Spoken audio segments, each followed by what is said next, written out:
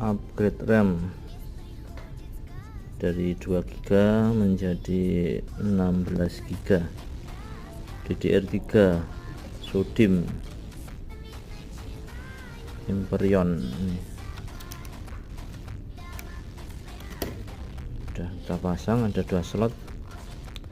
Ini aslinya Lenovo, ini 2 GB aja bawaannya, sudah kita pasang all in one Lenovo. Seperti ini udah dibongkar.